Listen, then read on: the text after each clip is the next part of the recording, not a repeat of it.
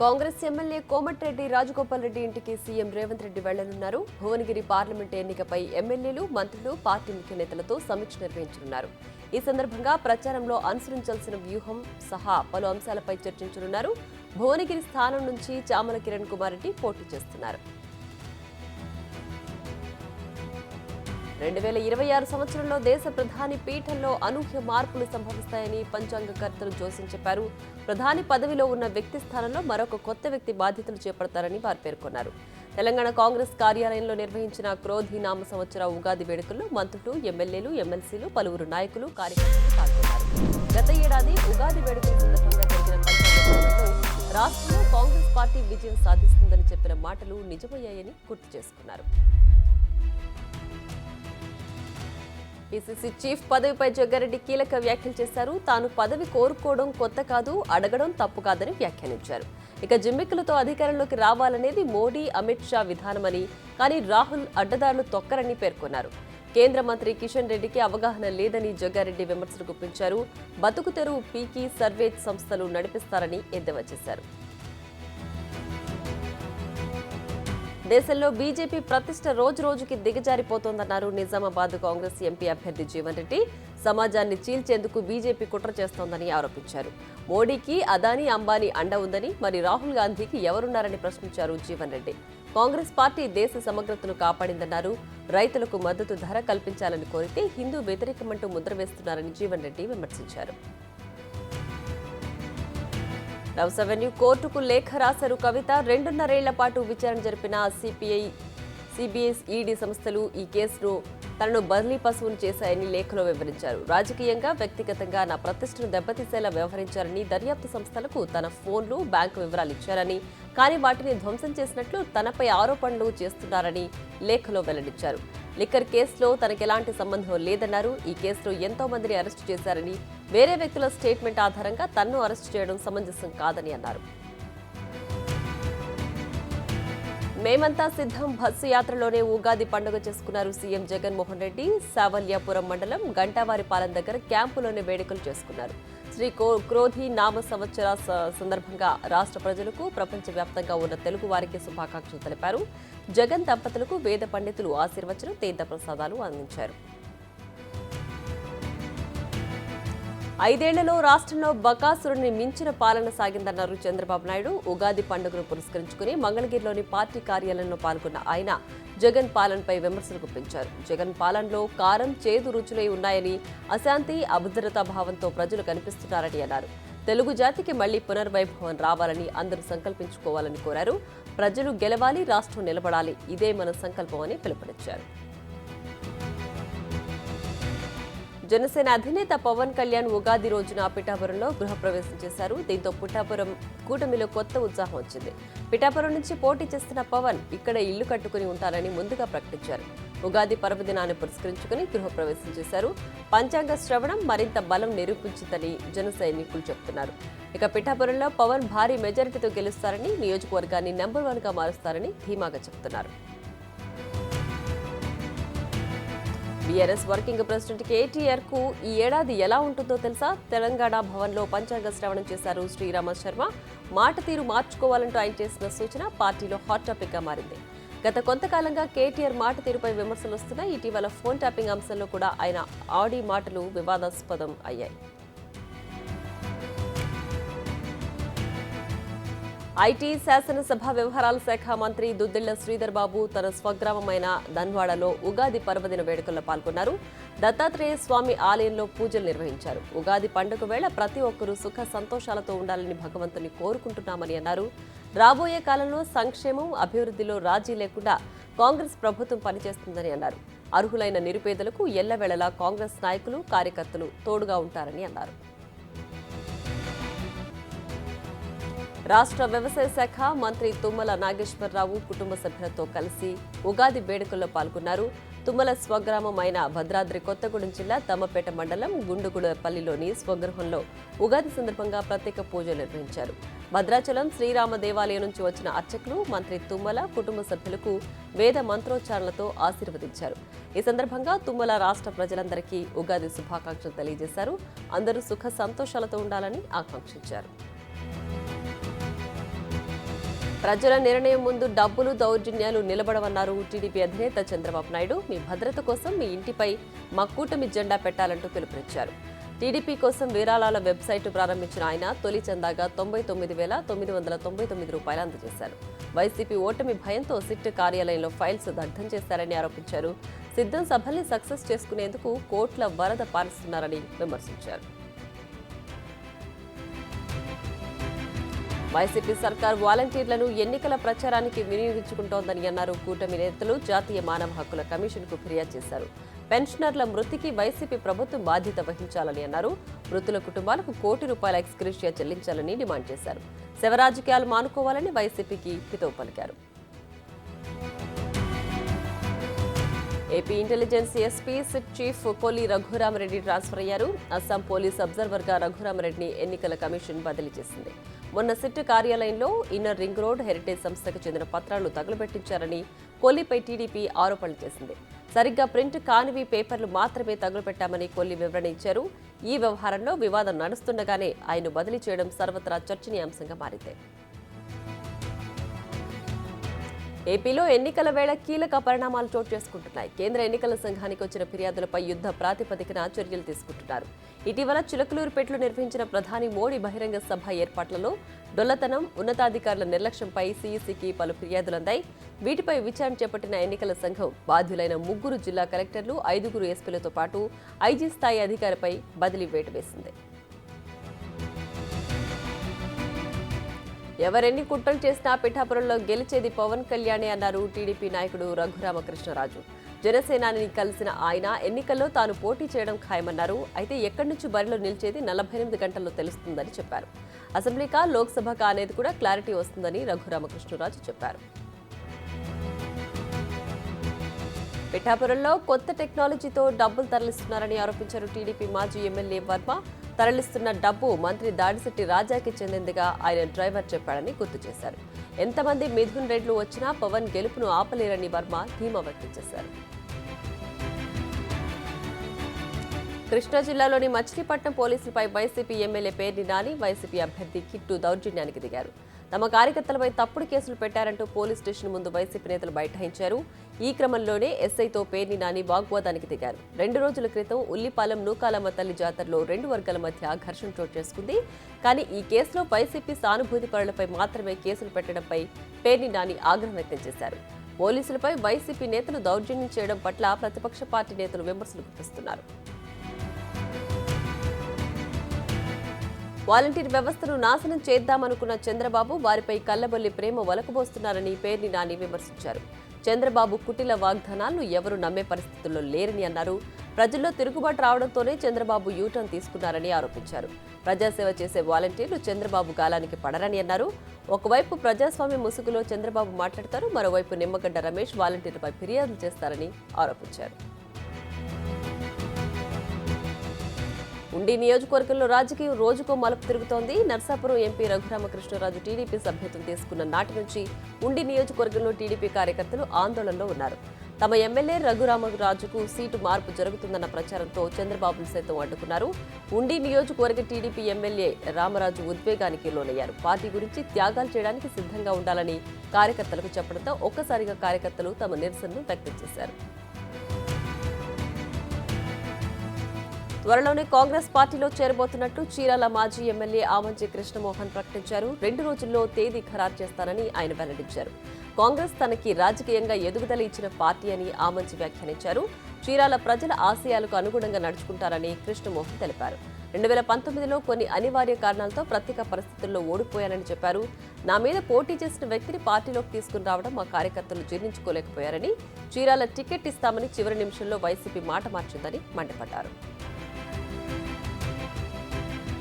ఎన్నికల ప్రచారంలోకి దిగబోతున్నారు బాలకృష్ణ. ఈ నెల 12 నుంచి రాయలసీమ జిల్లాలో క్యాంపెయినింగ్ చేయనున్నారు. 6 రోజుల పాటు సైకిల్ రావాలి పేరుతో ప్రచారం చేస్తారు. రోడ్ షోలు, బహిరంగ సభలతో బాలయ్య ఎన్నికల ప్రచారంలో దూసుకుపోనున్నారు. ఈసారి ఎన్నికల్లో జగన్ను ఓడించేందుకు ప్రజలు సిద్ధంగా ఉన్నారని టీడీపీ నేత వంగవీటి రాధ అన్నారు. జగన్కు ప్రజలకు మధ్యే పోటీ అని చెప్పారు.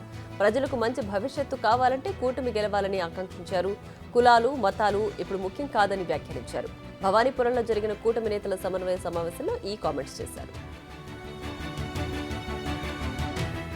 టీడీపీ స్టార్ క్యాంపెయినర్ వంగవీటి రాధాతో విజయవాడ పార్లమెంటు టీడీపీ అభ్యర్థి కేశినేని చిన్ని భేటీ అయ్యారు. స్టార్ క్యాంపెయినర్గా రాష్ట్రమంతా సేవలందిస్తున్నందుకు రాధాకు ధన్యవాదాలు తెలిపారు.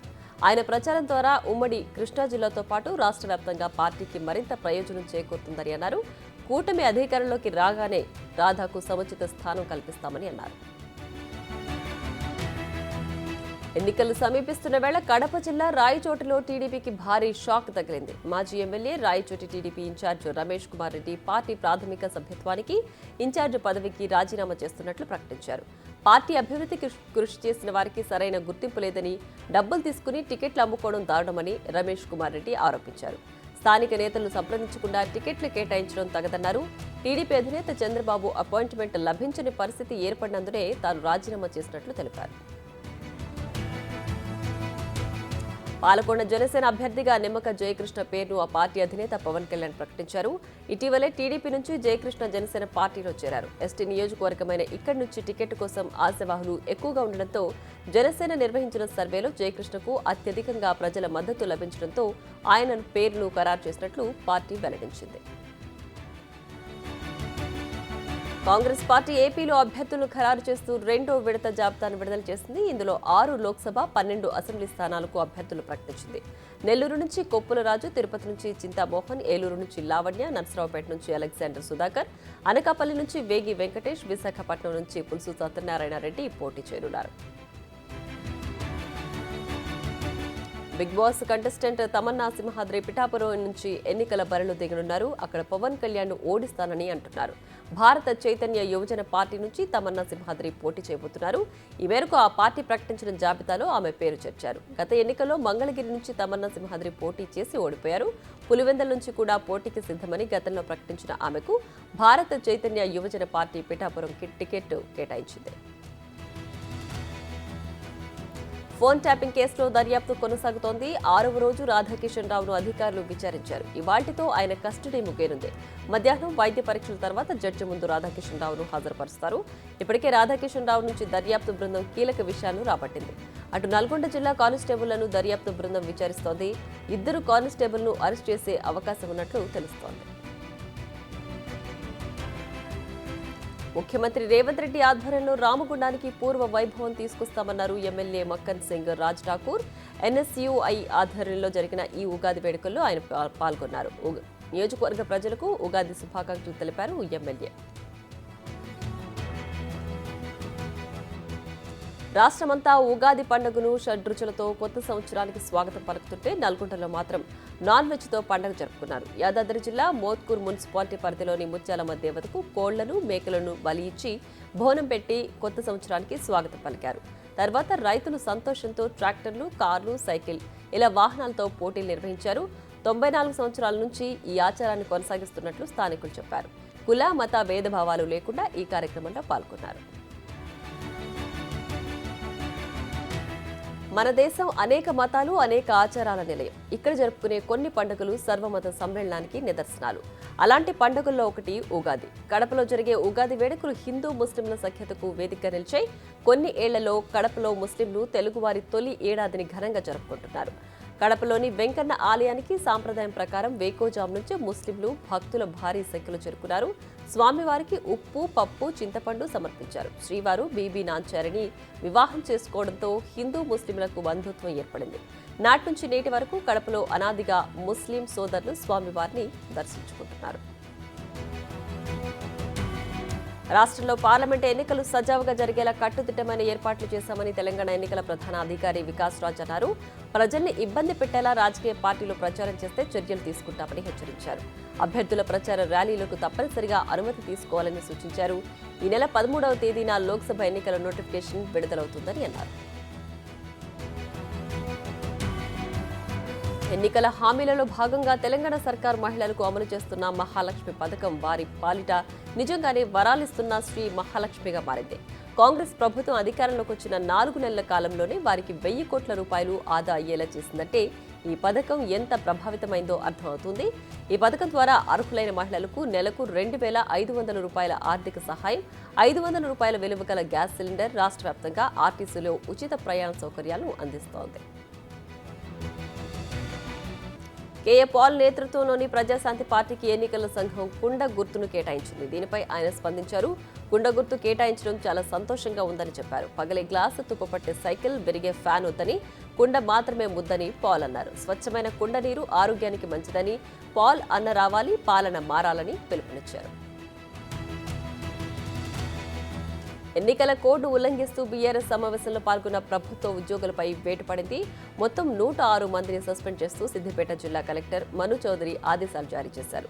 సస్పెండ్ అయిన వారిలో 38 మంది సర్ప్ ఉద్యోగులు, 68 మంది ఉపాధి హామీ ఉద్యోగులున్నారు.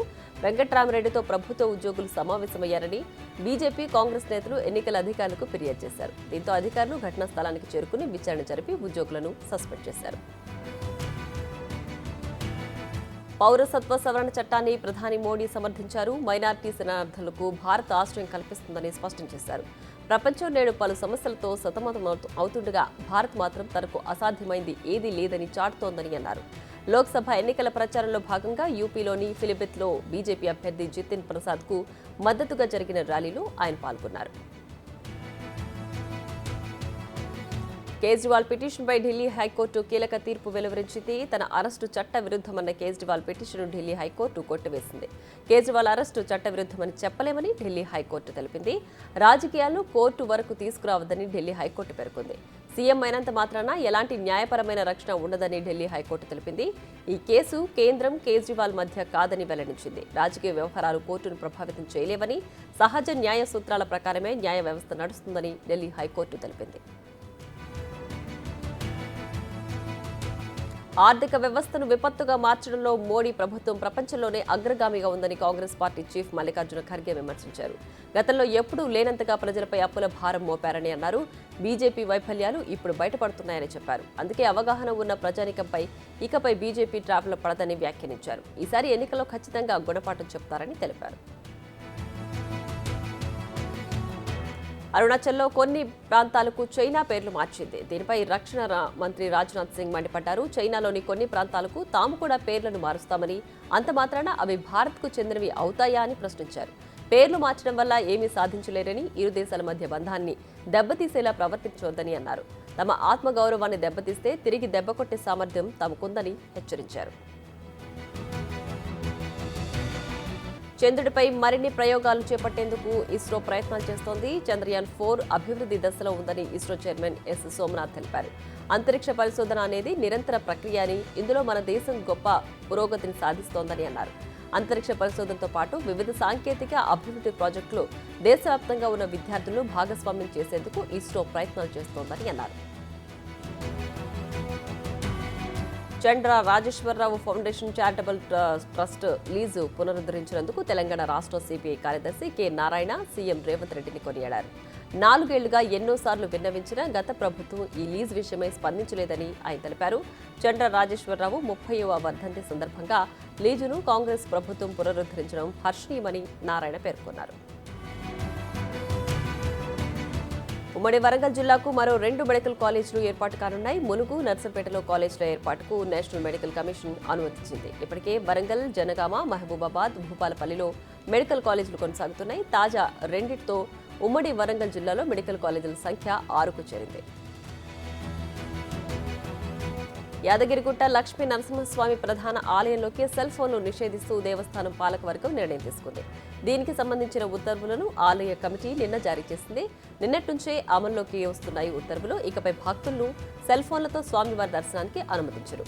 ఆలయ ప్రాంగణంలో ఏర్పాటు చేసిన సెల్ ఫోన్ భద్రతా విభాగంలో టోకెన్ తీసుకుని ఫోన్లు భద్రపరచుకోవాలి.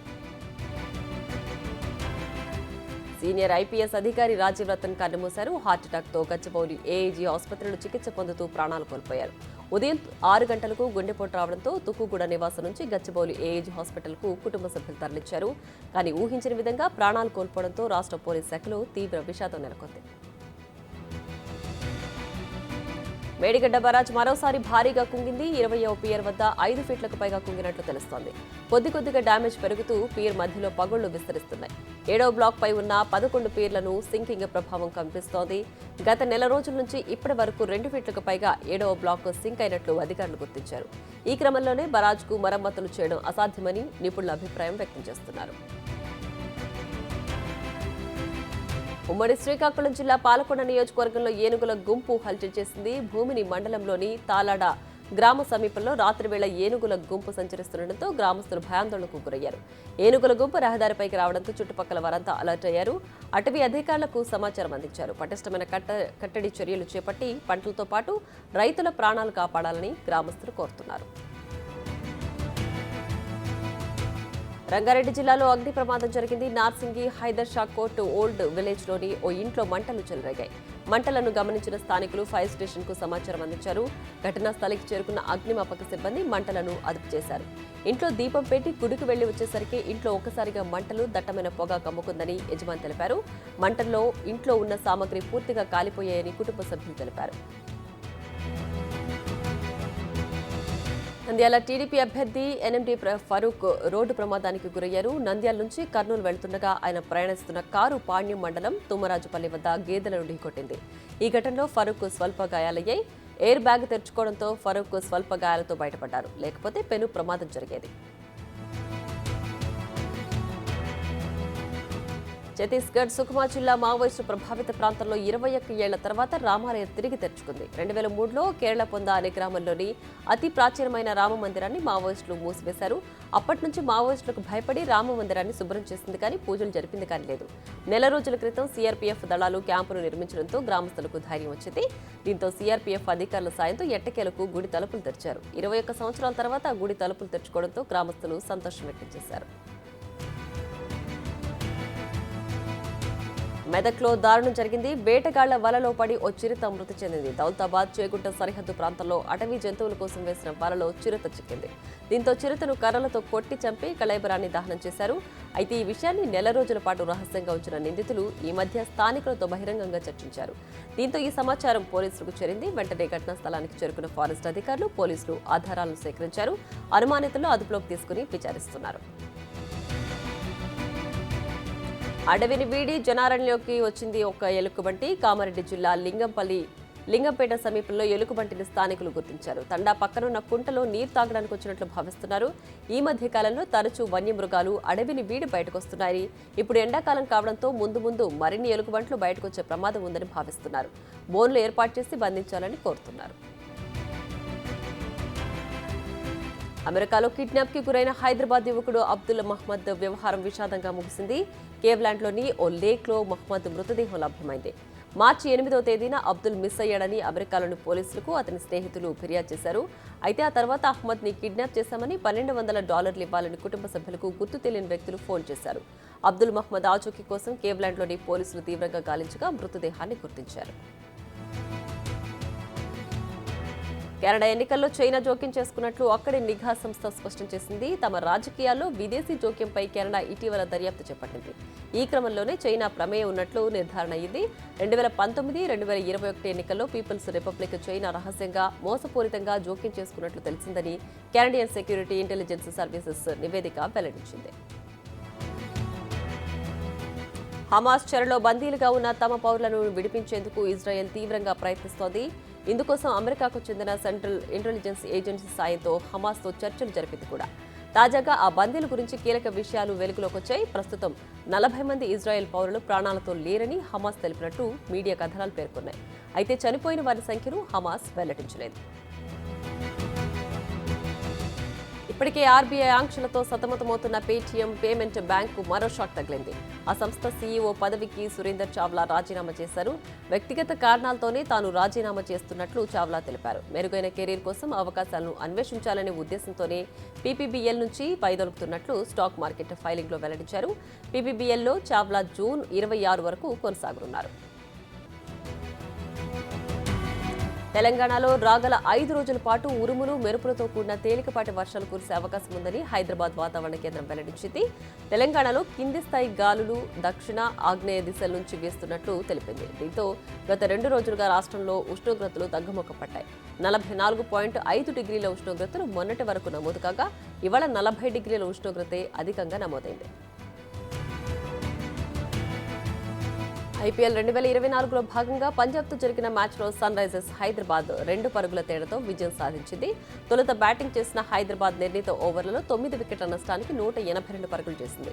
అనంతరం బ్యాటింగ్ చేసిన ధావన్ సేన 20 ఓవర్లలో 6 వికెట్లు కోల్పోయి 180 పరుగులు చేసింది. బీఎస్సీ సెన్సెక్స్ చరిత్రలో తొలిసారిగా 75,000 పాయింట్ల మైలురాయిని అందుకుని మరో సువర్ణ అధ్యాయాన్ని లిఖించింది. నిఫ్టీ కూడా రికార్డులను బద్దలు కొడుతూ 23,000 పాయింట్ల దిశగా పరుగులు తీసింది. అమెరికాలో వడ్డీ రేట్ల కోతపై సానుకూల అంచనాలు, దేశీయ ఆర్థిక వ్యవస్థపై విశ్వాసం, రాబోయే ఎన్నికల అనంతరం స్థిరమైన ప్రభుత్వం ఏర్పడవచ్చన్న ఆశలు మార్కెట్లను కొత్త శిఖరాల వైపు నడిపించాయి. అయితే ఆఖర్లో లాభాల స్వీకరణతో సూచీలు వెనక్కి వచ్చాయి. యూకే, ఆస్ట్రేలియా, న్యూజిలాండ్లలో ఓలా క్యాబ్స్ తన వ్యాపార కార్యకలాపాలు ఆపేయాలని నిర్ణయం తీసుకుంది. భారత వ్యాపారంపై దృష్టి కేంద్రీకరించుకే ఈ నిర్ణయం తీసుకున్నామని ఆ సంస్థ ప్రమోటర్ ఎన్ఎస్ఐ టెక్నాలజీస్ ప్రకటించింది. దేశీయంగా వ్యాపార విస్తరణకు అపార అవకాశాలు ఉన్నాయని తెలిపింది. భారత్లో ఈ విభాగంలో అగ్రగామిగా ఉండడమే కాకుండా లాభాల్లో ఉన్నామని తెలిపింది.